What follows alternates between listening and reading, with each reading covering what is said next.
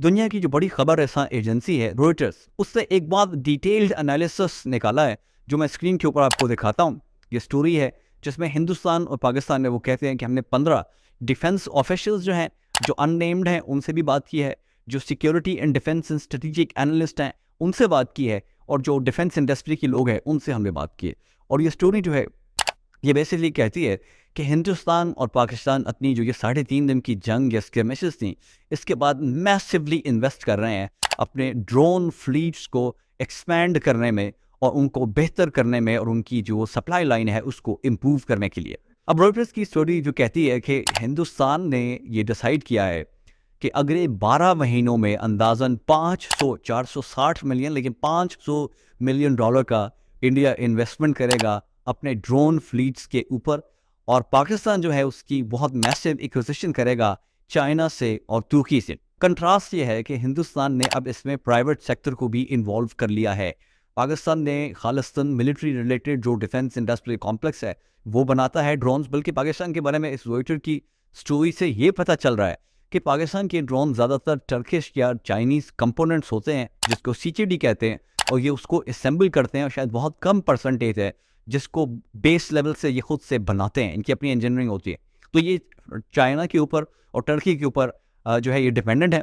पाकिस्तान का फ़ायदा ये है कि जब उनका अपना मिलिट्री इंडस्ट्रियल कॉम्प्लेक्स है तो उनकी सीक्रेसी रहती है, उन्हें इस पर कंट्रोल रहता है, किसी हद तक हो सकता है उनकी कॉस्ट जो है वो कम हो जाती है प्राइवेट सेक्टर के मुकाबले में। लेकिन इंडियन जो रिसर्च है वो ये शो करती है, उनका ये ख्याल है कि अगर आप प्राइवेट सेक्टर को इवॉल्व करेंगे तो उसमें जिद्दत ज़्यादा होगी, इनोवेशन ज़्यादा होगी, ज़्यादा बेहतर प्रोडक्ट जो है वो आप बना सकेंगे। अब इसमें थोड़ा सा ये देख लें कि ये क्यों हो रहा है। हिंदुस्तान के अंदर एक इशू ये भी पैदा हो गया है कि उनको ये बहुत ख़तरा है कि चीन से वो कंपोनेंट्स लेते थे, जैसे कि वो मैग्नेट्स लेते थे ड्रोन्स के लिए, वो लिथियम बैटरीज लेते थे। उनको लगता है कि जिस तरह से चीन ने यूक्रेन की सप्लाईज बंद कर दी थी और यूक्रेन को अपने कॉम्बैट ड्रोन्स बनाने में बहुत ज़्यादा दुश्वारी दरपेश हुई रशिया के मुकाबले में, तो उनके साथ ये हो सकता है, इसलिए वो अल्टरनेट सप्लाई जो है इसके लिए ढूंढ रहे हैं। यहाँ पे पाकिस्तान का चाइनीज़ एज जो है वो बड़ा खुल के सामने आ रहा है। क्यों ये ड्रोन्स के ऊपर इतनी एक्सपेंशन हो रही है? दोनों मुल्क जो है हिंदुस्तान पाकिस्तान इस नतीजे में पहुँचे हैं कि ड्रोन्स जो हैं वो एक लो एस्केलेशन वॉरफेयर की अपॉर्चुनिटी प्रोवाइड करते हैं, जहां पर पब्लिक खुश भी बहुत होती है और दूसरी कंट्री की पब्लिक को आप डरा भी बहुत सकते हैं। लेकिन ये रॉयटर्स की स्टोरी से ये पता चलता है कि पाकिस्तानीज़ को अपने ड्रोन्स के मुकाबले में अपने ग्राउंड डिफेंस सिस्टम में बहुत ज़्यादा इन्वेस्टमेंट करनी पड़ेगी। अच्छा, ड्रोन्स की कॉस्ट, एक बहुत बड़ा वजह यह है ड्रोन्स को इस्तेमाल करने की कि जहाज़ों की कॉस्ट बहुत ज़्यादा है। आपने देखा कि पाकिस्तान के जो चाइनीज़ जहाज़ हैं वो सस्ते हैं, शायद $70 मिलियन पीस है। हिंदुस्तान ने जो राफेल उनके हमने गिनाए हैं तो वो हिंदुस्तान ने $224 मिलियन का एक लिया था।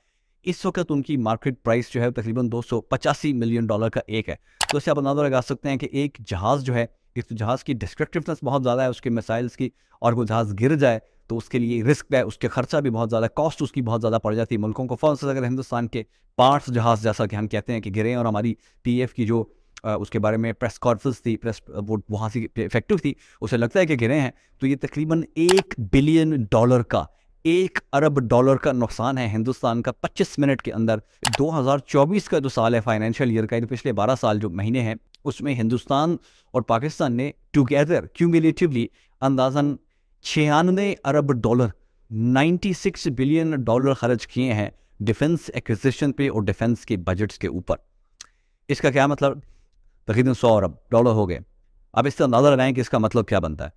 इसका मतलब यह है कि हिंदुस्तान पाकिस्तान के गरीब आवाम को कैसे defence manufacture, contractors, commission agents and top elite decision makers जो हैं उनको एक बार फिर चूना लगाने लगे हैं, और उनकी असल ज़रूरियात जो हैं वो इग्नोर हो जाएंगी।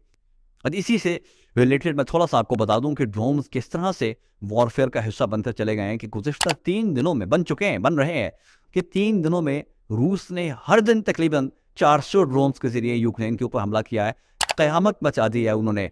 लोगों की तो डेथ्स इतनी नहीं हुई, कहते हैं 12 रिपोर्टेड डेथ्स हैं, लेकिन इंफ्रास्ट्रक्चर उन्होंने डिस्ट्रॉय कर दिया है। लोग सो नहीं पा रहे, खौफ में हैं, परेशान हैं। इस हद तक उन्होंने रूस ने परेशानी मचाई है कि डोनाल्ड ट्रंप, जिनको प्रेसिडेंट पुतिन से बहुत ज़्यादा उम्मीदें थी, उन्होंने उसमें स्टेटमेंट दी है कि पुतिन पागल हो गया है, पुतिन हैज़ गॉन क्रेजी, और अब अमेरिका ये सोच रहा है कि रशिया के ऊपर मजीद सैंक्शंस लगाई जाए। लेकिन हमारी हिंदुस्तान पाकिस्तान की ड्रोन स्टोरी के साथ मिला के आप इसको देखें तो आपको समझ आती है कि ये ड्रोन वॉरफेयर और ये नए जो वेपन्स हैं इन्होंने बेतहाशा अहमियत इख्तियार कर ली है।